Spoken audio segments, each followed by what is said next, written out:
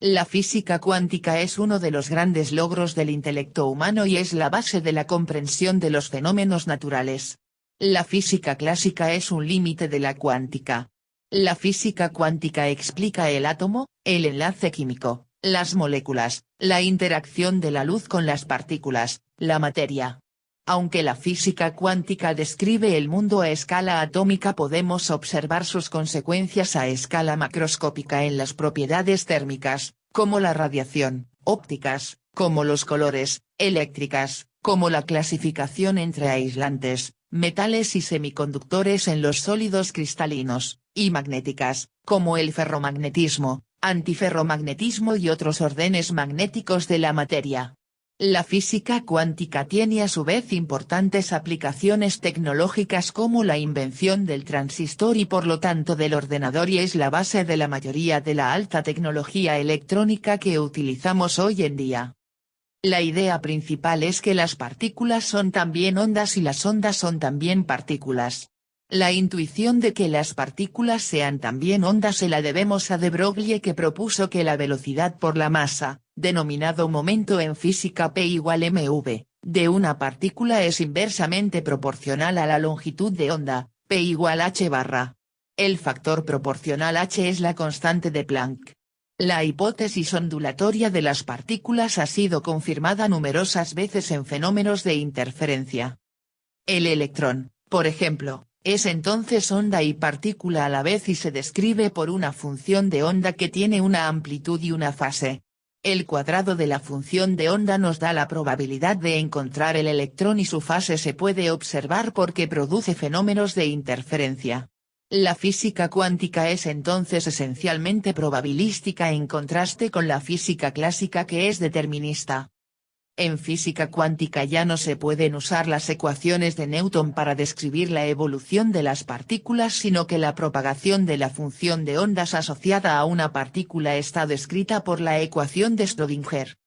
De la teoría de la física cuántica se deducen extrañas consecuencias como el principio de incertidumbre de Heisenberg, el efecto túnel, la cuantización de propiedades tales como la energía o el momento, masa por velocidad, y en sistemas de muchas partículas su clasificación en bosones y fermiones, base para la comprensión del mundo que nos rodea.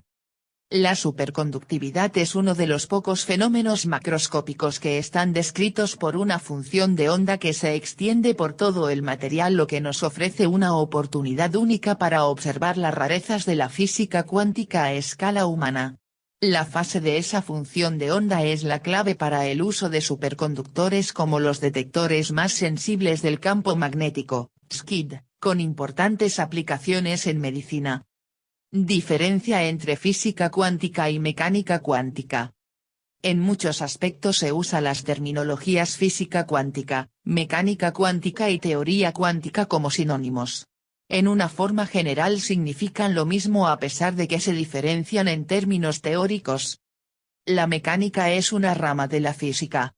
La teoría cuántica formalizada en el año 1912 por el campo de la física se definió como un campo diferente en el año 1922 llamándola mecánica cuántica, ya que define los movimientos e interacciones de los cuanta.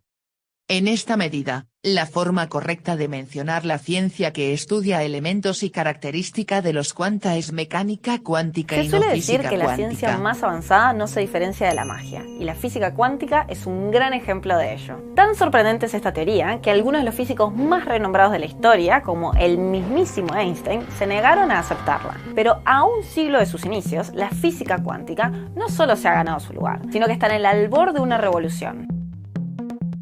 La física cuántica es una rama de la ciencia que estudia la naturaleza a escala atómica y subatómica. En otras palabras, estudia el mundo de lo pequeño, de las moléculas, los átomos y sus componentes. Hay algunos que probablemente conozcas, como los electrones, protones y neutrones.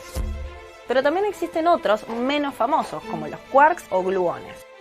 Este mundo, que no podemos ver a simple vista, es distinto al que sí podemos observar en el día a día. De hecho, sus leyes son tan distintas a las del mundo que nos rodea que desafían el sentido común.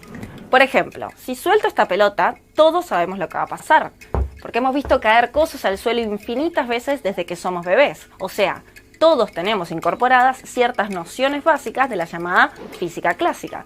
Pero esa intuición no funciona para la física cuántica. El reconocido físico español José Ignacio Latorre lo explica así. Te propongo un experimento.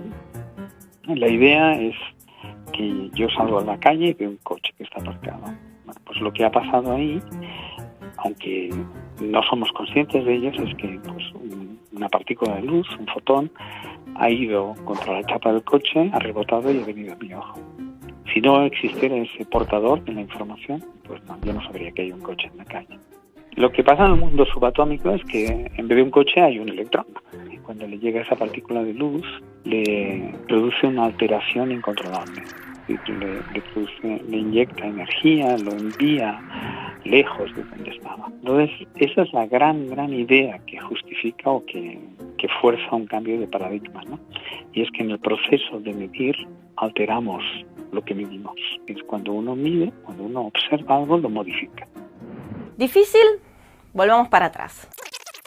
Para observar, tiene que haber algo que interactúe con lo observado y vuelva a nosotros. En este ejemplo es un fotón, un pequeño haz de luz que viaja hasta la chapa del auto, o la rueda o el vidrio, da igual, rebota y regresa a nuestra retina. El coche es macroscópico y los fotones no le hacen nada. En cambio, cuando el fotón lo que hace es chocar contra un electrón, sí que lo afecta, y mucho. En proporción, es como si al coche, en vez de enviarle un pequeño haz de luz, le enviaras un cohete gigante. Tras la colisión, el auto no seguirá ahí quietito e intacto en el parking. De ahí deriva la idea de que a nivel cuántico, medir cambia aquello que mides, porque estas partículas son tan pequeñas y tan livianas que cualquier acción que hagas contra una de ellas las altera. En lo práctico, esto quiere decir que no podemos saber con precisión cómo opera este mundo de lo ultra pequeño, aunque eso incomodara a Einstein. No podemos hablar de posiciones y velocidades. Por ejemplo, en la física clásica es posible decir con precisión dónde en el mundo me encuentro yo, que soy un conjunto de millones y millones de átomos. Pero a escala atómica y subatómica, solo se puede hablar de la probabilidad de que una partícula esté en cierto lugar en determinado momento. A un nivel más abstracto, la física cuántica empujó un cambio de paradigma que trascendió las fronteras de la ciencia y llegó hasta la filosofía. Es que esta teoría cuestiona la propia noción de realidad, de saber, de conocer. La gran paradoja es que este mundo de probabilidad e incertidumbre ha dado lugar a aplicaciones increíblemente precisas. El mejor ejemplo de ello son los relojes atómicos, que como le indica su nombre, utilizan átomos para medir el tiempo con una precisión impresionante y que son responsables del funcionamiento de los GPS. Pero también ha permitido desarrollar el láser, la resonancia magnética, la fibra óptica y más. Incluso hay científicos que creen que estamos cerca de una segunda ola cuántica, dado los enormes avances que se están logrando en la manipulación de partículas aisladas. Controlar la materia a nivel atómico nos permitirá desarrollar tecnologías revolucionarias. Es diseñar medicamentos y no ya esperar a encontrarlos por ensayo y error. Es crear inteligencias artificiales imposibles de diferenciar de los humanos. Es incluso soñar con la teletransportación. Es como si fuera magia.